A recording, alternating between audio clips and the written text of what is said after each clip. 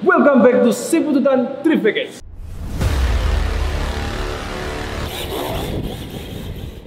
Ya, jadi hari ini kita ngobrol santai lagi ya, sambil datengin Surabaya Trip kalau mau DM ini ya. Ya, DM itu apa sih? Apa DM ini? DM, direct message. Direct message gitu ya. Trip me. Ya, jadi seperti itu. Nah, before we start, this content is brought to you by GNT. GNT lagi promo diskon 40% untuk ongkir ya. Jadi caranya gimana? Download di App Store atau di Play Store kalian. Langsung dari situ kalian bisa mendapatkan promonya, sehingga semuanya akan ada dalam satu jangkauan. Mau tracking, mau make order, mau ngobrol sama customer service juga bisa banget. Lanjut, hari ini kita mau nge-review mobilnya Wahyu. Yang pertama kita review itu remote-nya merek apa itu? Nobel Flash K. Flash K Nobel NP4. NP4. Oke. Ini setirnya kok bagus? Ini baru datang sih kemarin, iseng-iseng order lah dari marketplace tetangga. Oh iya. Injora harga mati. Gitu ya. Berapa harga setir Injora itu? Kalau nggak salah sih $11 lah. Kalau nggak salah ya. 11 US ya. $11. 11 US ya worth it banget ya. Masih masuk lah ya. Iya, sangat worth it untuk finishing segitu, terus rapi juga. Build-nya enak sih, pegangannya, gripnya juga enak kok. Jadi buruan kalau kalian mau, namanya steering steering wheel Injora gitu, nanti muncul semua. Dan Injora itu nggak keluar buat Flash aja, jadi itu bisa dipakai, pasti bisa dipakai di Sanwa atau Futaba. Jadi ada adapternya, bagus banget sih. Oke, mobil yang dipakai ini mobil apa ini? Untuk basic kitnya Body shell. Oke. Body shellnya apa ini? Dari body saya pakai Lexus RCF. RCF ini mobil penggerak roda depan apa roda belakang? Roda belakang. Roda belakang. Jadi kenapa kok pakai RCF? Karena dia harus RWD gitu ya. Iya. Ya, buat sebagian teman-teman yang nggak tahu kenapa kok drift itu ada preferensi khusus ya, karena yang dipakai body itu harus RWD gitu loh. Tapi ya nggak semua orang begitu. Jadi sebagian itu begitu. Jadi ya itulah poin to poinnya seperti itu. Cara bukanya gimana nih? Pakai magnet? Pakai magnet. Oke. Sekarang kita ketemu sama kitnya, jadi ya menarik juga ya. Oke. Lanjut.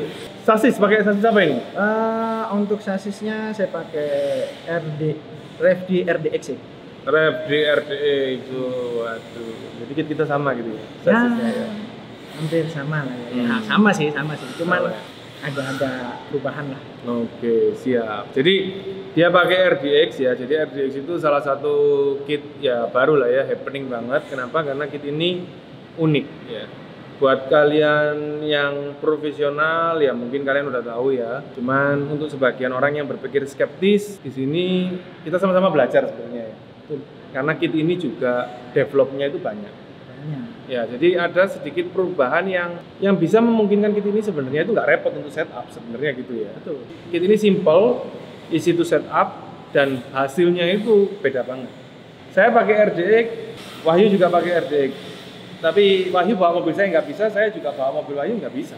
Nggak bisa itu dalam arti ya kita kalau main harus hati-hati gitu loh ya. Nggak loss. Nah, kenapa? Karena settingnya banyak yang berbeda. Nah, itu bisa jadi pembeda yang luar biasa berarti kalau menurut saya ya. Jadi ya masih bisa di DIY sendiri lah ya. Betul. Gitu. Lanjut kita masuk ke servo. Ini servo pakai apa ini? Saya pakai brandnya AGF RC. Ya, servo pakai brand AGF. Kenapa kau milih AGF? Kalau dibilang sih untuk dari price-nya lebih murah ya, tapi dengan kekuatan udah mumpuni lah untuk dipakai drift. Dan dia programmable juga. Buat kalian sobat siput semua yang bingung dengan servo programmable, servo itu sebenarnya sama kayak ISC, bisa di setup karakternya untuk sebagian servo. Cuman kita di dunia adventure memang nggak sampai segitunya pakai servo yang programmable. Orientasi kita itu kan ke servo yang strong, torsionnya, powernya strong, responnya cepat, dan lock tidak bisa diprogram. Tapi harganya ya gitu, kayak ini dikunci gitu. Kalau di dunia balap ya mau apapun dunia balap ya, mau balap udara, air dan darat, servonya itu rata-rata low profile. Jadi servo low profile, kenapa? Karena dia harus kadang-kadang berdiri atau tidur, ya kalau tidur ya nggak ada masalah, kalau berdiri itu masalah. Dari servo itu kita juga harus punya settingan-settingan khusus, jadi ada kurvanya, ada servo kalau diputer itu bisa cepat, nanti bisa kuat, terus bisa lemes lagi, jadi ya banyak settingannya. Intinya kalau di dunia balap kita harus benar-benar melakukan yang namanya full customized setup, itu pasti diuntungkan. Tapi kalau buat kalian yang baru, ya tetap aja beli yang programmable tapi defaultkan. Ya. Dari situ nanti kalau ada kebutuhan baru kalian oprek-oprek lagi, setup lagi. Lanjut untuk gyro, pakai apa ini gyronya? Gyronya pakai Yokomo V3. Yokomo V3. Jadi ini adalah gyro dari Yokomo V3 itu. Kenapa kok pakai V3? Awalnya sih G1. Terus G1-nya agak error-error dikit, akhirnya nyoba ke V3 gitu. Tidak ada preferensi khusus ya? Nggak ada sih, cuman ya kalau dibandingkan dari G1 ke Yokomo lebih enak pakai Yokomo sih sebenarnya. Oke. ISC, pakai ISC apa ini? Saya pakai Yokomo BLRS 4. Oke, BLRS 4. Motor pakai apa? Motor pakai Ares. Pakai Ares 10,5 T. 10,5 T. Kipas pakai apa nih kipas? Kalau yang untuk ISC saya pakai Surpass. Kalau untuk yang motor aftermarket aja sih. Aftermarket. Oke. Non brand lah. Non brand. Kenapa kok alasannya pakai Yokomo? Jadi gini. Dulu awal-awal saya pertama main RC Drift itu saya pakai T-Sky. Itu ya untuk pemula ya. Untuk pemula itu sangat worth it lah untuk kita adjust cuman sekedar main aja, nyari feel-nya dulu. Terus lama-lama bermasalah kan, memang nggak kuat sih, dia memang ya nggak bisa bertahan lama lah untuk T-Sky. Akhirnya saya upgrade naik ke Toro 120. Nah, setelah itu saya nyoba, adalah signifikan perubahan. Terus ada kalanya throttle itu agak kosong, terus powernya kadang kurang. Akhirnya saya ingin nyoba yang drift spec.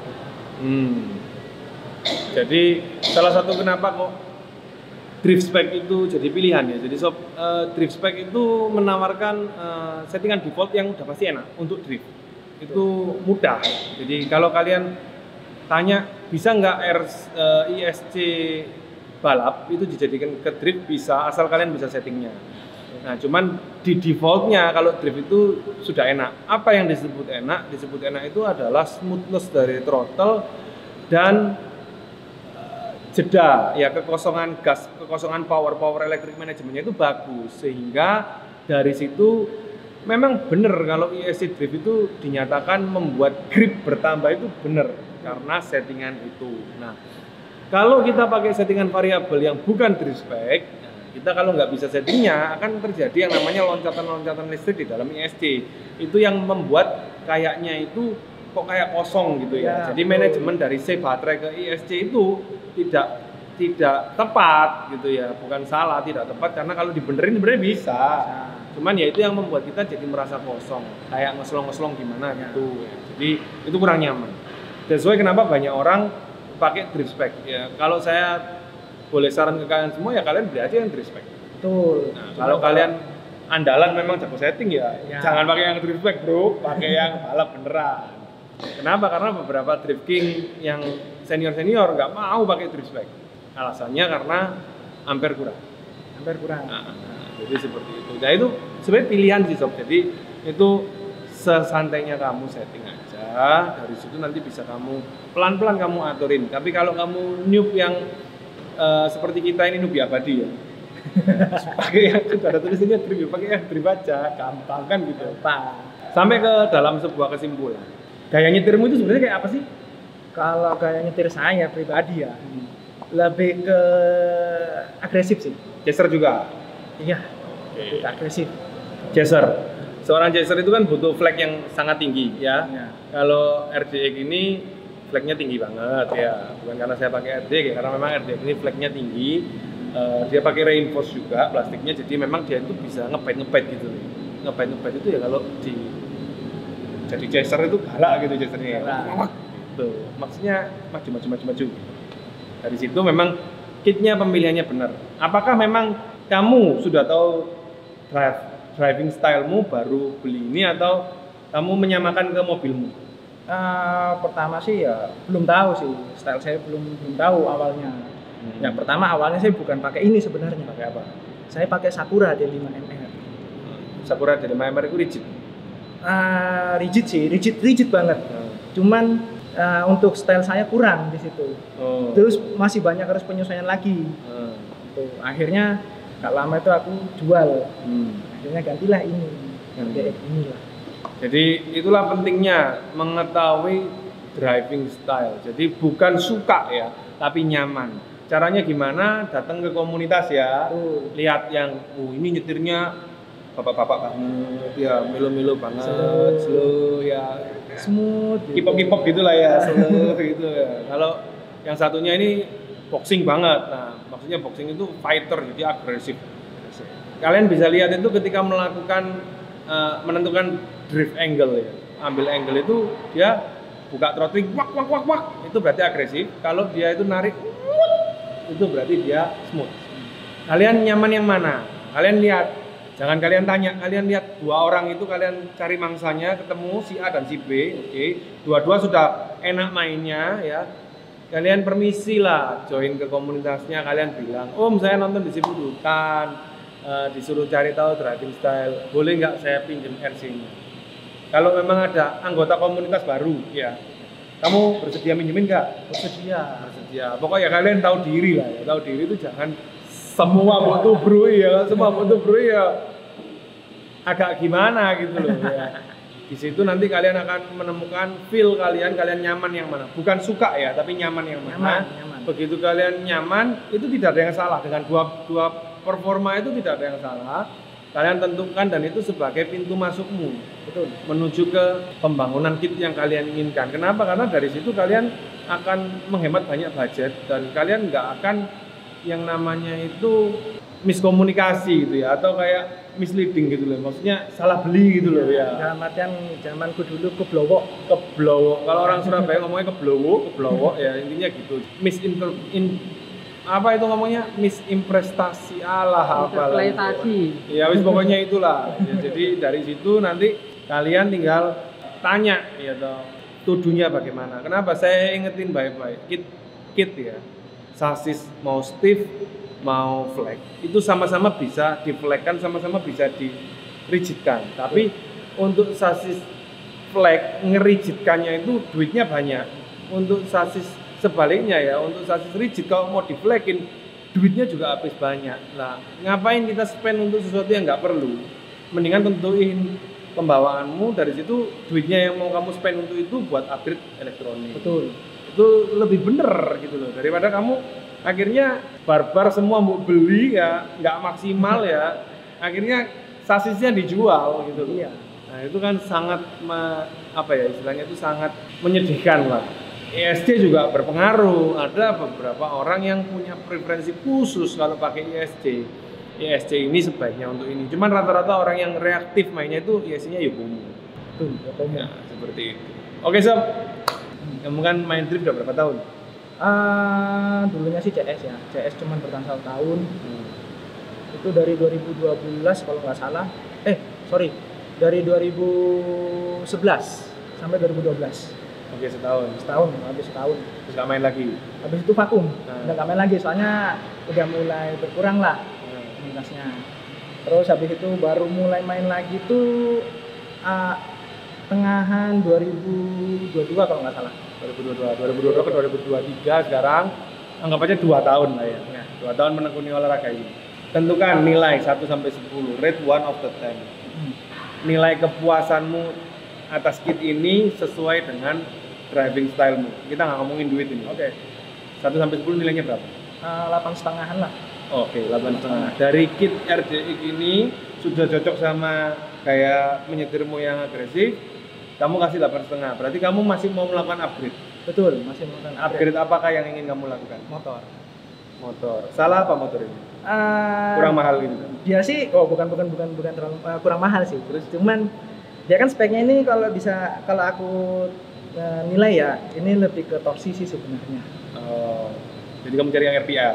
Nyari yang RPM dan nggak terlalu panas. Kalau ini sih memang dia sering gampang panas sih. Nah ini ada apa kerum-keruman ini di sini?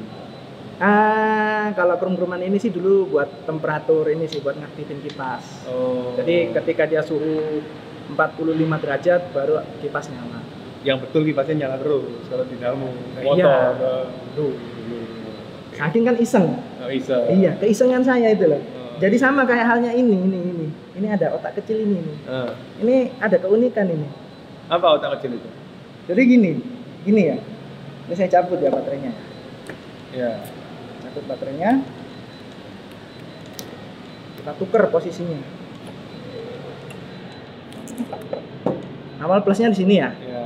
Ini saya tuker. Plus saya taruh di minus. Ini saya taruh di plus. Sudah, gitu aja sudah kelihatan kok. Kalau meledak itu kelihatan. Dia udah kelihatan, tapi ini dia aman. Gitu kawan. Itu berarti kapasitor? Bukan. Ini semacam reverse polarity. Betul, itu namanya reverse polarity. Tapi fungsinya juga jadi kapasitor? Enggak. Kapasitornya lain lagi? Lain lagi. Jadi ditamain reverse polarity. Jadi buat mengamankan CSC. Soalnya kebiasaan kita main ketika kita buru-buru. Kadang itu ini sering terbalik pemasangannya.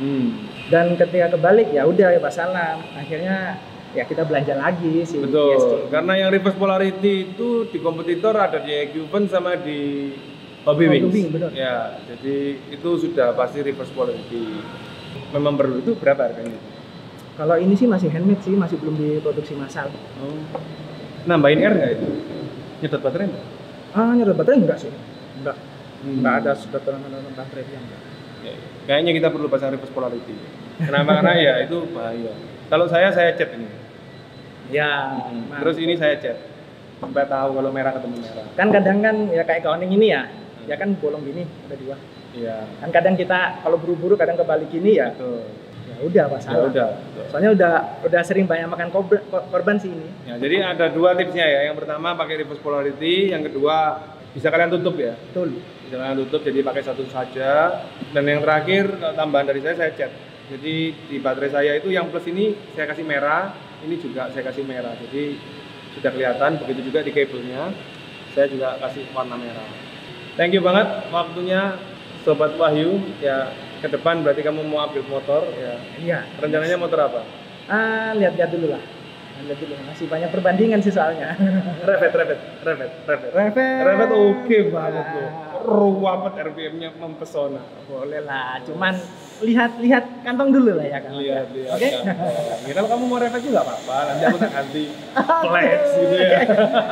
Siap. Itulah akhir dari perbincangan kita sob. Jadi buat kamu semua yang belum pernah main, nggak ada masalah, datanglah ke komunitas, tentuin dulu driving style, baru ngobrolin RC-nya. Jangan sampai salah beri RC karena apa? Spendingmu itu mulai dari uang dan waktu cukup tinggi.